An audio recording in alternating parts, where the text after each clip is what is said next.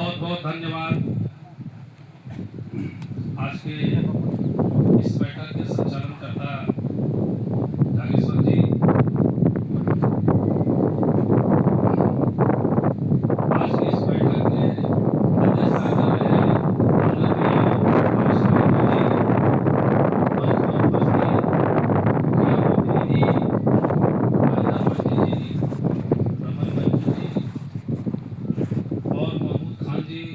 साथ ही साथ इस बैठक में उपस्थित सभी साथियों का नाम लेने में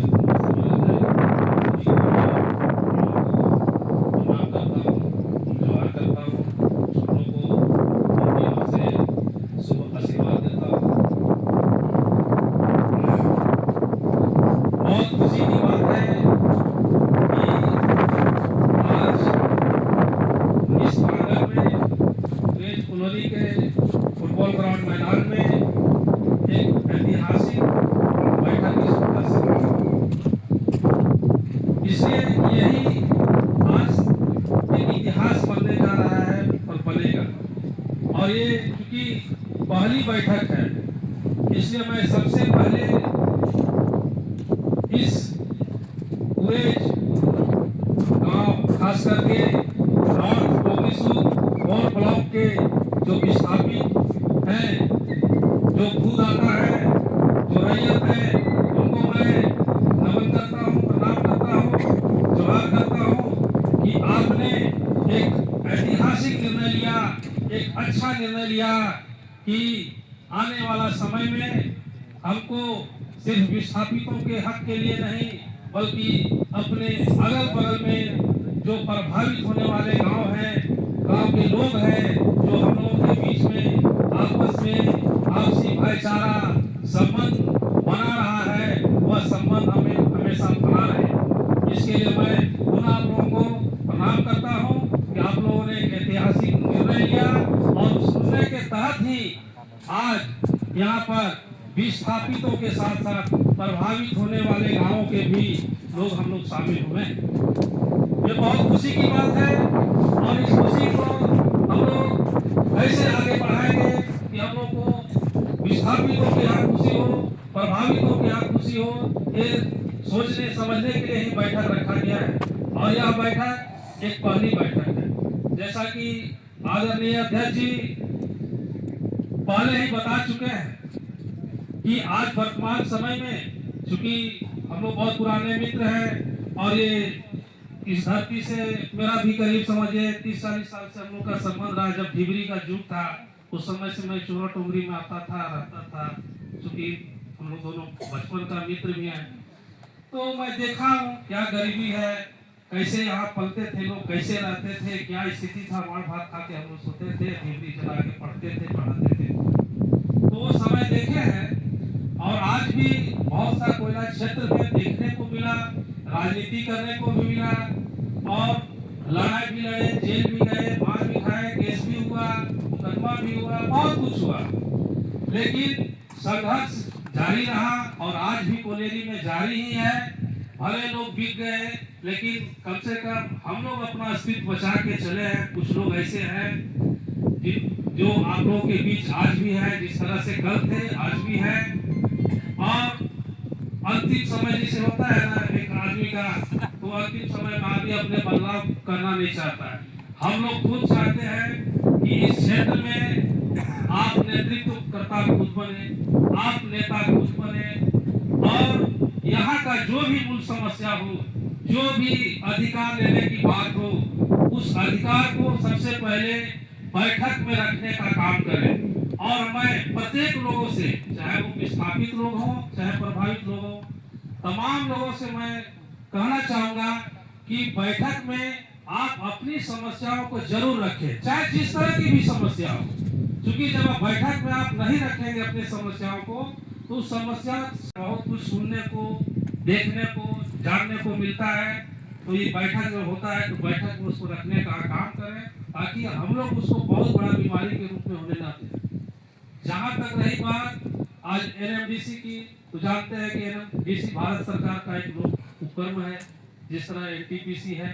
लेकिन हर लोक उपक्रम जो है, पब्लिक सेक्टर जो होता है, उसका सबका भारत सरकार आज से नहीं शुरू से ही अलग अलग नियम कानून बना के चला है और सब अपने अपने रूल कानून से गाइडलाइन होता है।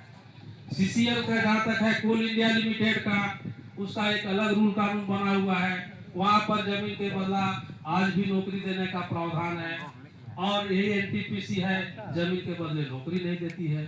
यही एमएमडीसी है, इसका भी क्या प्रोजेक्ट रिपोर्ट है, ये सब बताता है, यहाँ भी नौकरी का प्रावधान नहीं है। तो ये बहुत बड़ी बात है। सरकार में जो लोग जाते हैं, सरकार में जो लोग बैठते हैं, सांसद होते हैं, विधायक होते हैं, इन लोगों के विचार ये प्रश्न है कि लोगों को संसद में उठाना चाहिए और बात को ऊपर उठाना चाहिए। अभी देखिए बगल में ही चंद्रगुप्त प्रोजेक्ट खुला, सीसीएल ही खोला है।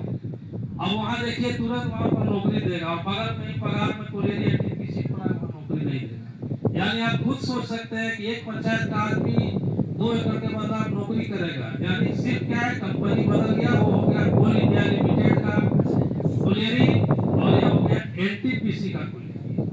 तो आज जो है, चूंकि सरकार अपने अपने हिसाब से देश को चलाने का काम करता है। पहले जो था, एक जमाना था कि कोलेरी को लोग प्राइवेट लोग चलाता था। हमारे बाप दादा पूर्वज लोग किसी तरह कोलेरी में काम करते थे और प्राइवेट मालिक जो होते थे मजदूरों का बहुत शोषण करते थे। तो उस समय की सरकार जो था, लोगों का सोच था, सरकार का एक सोच आया, विचार आया कि नहीं, कोलेरी को प्राइवेट मालिक से ले लिया जाए, उसको सरकारी कर दिया जाए, यानी राष्ट्रीयकरण कर दिया जाए। यानी देश के अंदर में जितना भी प्राइवेट मालिक को कोलेरी चलाता था, सबको इंदिरा गांधी उस प्रधानमंत्री थी, अपने हाथ में लेके और कोलेरी को नेशनलाइज कर दिया, राष्ट्रीयकरण कर दिया। तो एक नियम कानून बना, आदमी सुरक्षित रहता था, उसका हक अधिकार सुरक्षित रहता था। एक कानून बना, लेबर लॉ बना, पेमेंट एक्ट बना, ग्रेजुटी बना, सीएमपीएफ बना, हर तरह का प्रावधान बना। लेकिन आज फिर दोबारा जो है चक्र होता है ना, घूमते घूमते फिर वही पहुंचने वाला। आज पुनः जो है धीरे धीरे कोलेरी जो है कोल इंडिया को खोलने बहुत कम दिया जा रहा है, नहीं के बराबर, और सब प्राइवेट मालिकों को ही दे दिया जा रहा है या तो पब्लिक सेक्टर को भी डायरेक्ट दे दिया जाता है। पहले था कि देश के अंदर में जहां भी कोयला है, उसका कोयला खनन सिर्फ करेगा तो सिर्फ करेगा कोल इंडिया लिमिटेड ही करेगा। लेकिन सरकार अभी नीतियां बदल दी, चेंज हो गया और आने वाला समय बहुत सा बदलाव होगा। तो ये परिवर्तन होते रहता है। चूंकि अध्यक्ष अभी बोल चुके हैं कि एनएमडीसी में एक प्रावधान है कि हमको लड़ाई लड़ना है और लोकल सेल, रोड सेल का प्रावधान है। क्योंकि सीसीएल को भी पावर मिला हुआ है, उसी तरह एनएमडीसी को भी पावर मिला हुआ है कि वह अपना कोयला जो है अपना कुछ यूज करता है या बेच सकता है, और कुछ कोयला जो है रोड सेल के माध्यम से सेल करने का प्रावधान है। और बहुत जगह रोड सेल अगल बगल में चल ही रहा है, देख ही रहे हैं। इसलिए इसमें कोई बड़ी बात नहीं है कि हम लोग को सफलता नहीं मिलेगा। सफलता मिलेगी, निश्चित मिलेगी और हम लोग जीतेंगे। सिर्फ यही है कि हम लोगों के बीच में जो आज विस्थापितों और प्रभावितों का एकता जो बनाने की बात हुई है, हम लोग एकताबद्ध रहे, एकजुट रहे, तो हम समझते हैं कि दुनिया का कोई ताकत नहीं है कि हम लोगों को एकता के सामने हम लोगों का कोई मांग पूरा नहीं होगा। ये धरती जो है वीरों का बलिदान से भरा हुआ धरती है। सिद्धू कानू, चांद भैरव, तिलका माझी, ये सब नाम सुने, नीलांबर पीतांबर, शहीद चांकू महतो, रघुनाथ महतो, ये धरती जो है ना, ये सब खून से सींचा हुआ है। ये लोग बिरसा मुंडा, ये सब कभी जो है किसी के सामने झुका नहीं, अपना जल जंगल जमीन के लिए हमेशा लड़ाई लड़ा है। और आज हमारे बीच नहीं रहे आदरणीय दिसम गुरु शिबू सोरेन, उन्होंने भी जीवन भर संघर्ष किया, लड़ाई लड़ा, आज बीच में नहीं रहे, लेकिन जल जंगल जमीन के सामने कभी नहीं समझौता किया, न बिका। तो ये चीज है, हम लोगों को प्रेरणा कहाँ से मिलेगा? कोई राजनीतिक पार्टी से नहीं मिलेगा या कोई राजनीतिक दल का नेता से प्रेरणा नहीं मिलेगा। हमको प्रेरणा उन महापुरुषों से मिलेगा जो हमारे लिए लड़े, जल जंगल जमीन के लिए लड़ाई लड़े हैं। सिर्फ हम लोग उन लोगों को साल में अगर एक दिन भी याद करेंगे तो जितना महापुरुष को नाम दिए अभी, जो हमारे लिए जो आपने न्यौछावर किए इस धरती के लिए किए, झारखंड के लिए किए, यही से हमें प्रेरणा स्रोत मिलेगा, यही से हमें मार्गदर्शन मिलेगा, यही हम इन्हीं लोगों को हम नेतृत्वकर्ता मान के अगर चलेंगे तो हम समझते हैं कि इस क्षेत्र में किसी तरह का भी जुर्म होगा, शोषण होगा, अन्याय होगा, चाहे मजदूर के ऊपर, चाहे किसान के ऊपर, चाहे विस्थापित के ऊपर, रैयत के ऊपर, प्रभावित के ऊपर नहीं बर्दाश्त किया जाएगा, नहीं होने दिया जाएगा। इसलिए सबसे बड़ी ताकत है एकता। मजदूर किसान एकता जिंदाबाद होना चाहिए, नौजवान छात्र जो भी है सब एकताबद्ध होना चाहिए। और एकताबद्ध में एक चीज और करना क्या है कि अपने नेतृत्वकर्ता पर सच्चे रूप में विश्वास करना होगा, नेतृत्वकर्ता के साथ में चलना होगा, कदम से कदम मिलाकर चलना होगा, तभी हम आगे बढ़ेंगे और सफलता पाएंगे। और निश्चित रूप से इस क्षेत्र में जो हमारे आदरणीय अध्यक्ष जी कोलेश्वर जी एक सपना देखे हैं कि यह क्षेत्र मेरा विस्थापित और प्रभावितों का क्षेत्र जो होगा खुशहाल होगा, समृद्ध होगा और रोजगार युक्त क्षेत्र होगा। यहाँ पर कोशिश रहेगा कि घर घर में हर लोगों को कुछ न कुछ रोजगार मिले, ताकि उसको ये न कहना पड़े कि इस क्षेत्र में हम प्रभावित हैं, विस्थापित हैं तो हम रोजगार मुक्त हैं, बेरोजगार हैं, ऐसा कहने का मौका नहीं मिलेगा। और आप तमाम लोग जानते हैं कि आने वाला समय जितना कोयला पड़ा हुआ है, आज आपके पास कोयला खुल रहा है, कल वहाँ भी खुलेगा जहाँ भी गैस प्लांट का बात कर रहे थे किशुन जी, क्योंकि उसके नीचे भी कोयला है। लेकिन कोयला के नीचे चूंकि वहाँ गैस मिला तो पहले गैस निकालेगी, 50 साल का है, उसके बाद वहाँ भी कोयला खुलेगा। आपका यहाँ भवानी में भी जो है रुंगटा खोल रहा है अंडरग्राउंड माइंस, बिंजा में भी खोल रहा है, आसाम कोलफील्ड का कंपनियां है आसाम से, बुंडू का नाम सुनते कि कोल ब्लॉक का, खपिया कोल ब्लॉक है।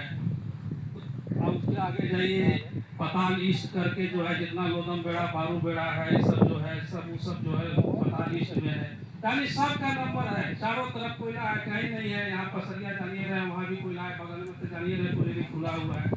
तो आने वाला दिन जो है हर जगह जो है विस्थापित को देखने को मिलेगा। लेकिन अभी एक चीज बताए हमारे किशुन भाई जी कि हम लोग ठगा गए, ऐसा चीज ना हो। तो सही बात है, ये लोग गलती किए हैं, आज एहसास कर रहे हैं।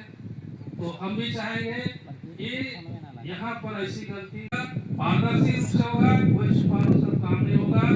और एक साथी बता रहे थे कि हम लोगों का बीच में जो भाईचारा संबंध बना हुआ है वो भाईचारा संबंध बना रहेगा, बना के रखना है, मिलजुल के हम लोगों को चलना है, नेतृत्वकर्ता के ऊपर विश्वास करना है और इनका जैसा आदेश होगा, जैसा निर्देश होगा, इसका हम लोग पालन करना है, पालन करेंगे। इन्हीं सब शब्दों के साथ अपने विचारों को अंत करता हूँ। जय झारखंड, जय झारखंड, जय भारत।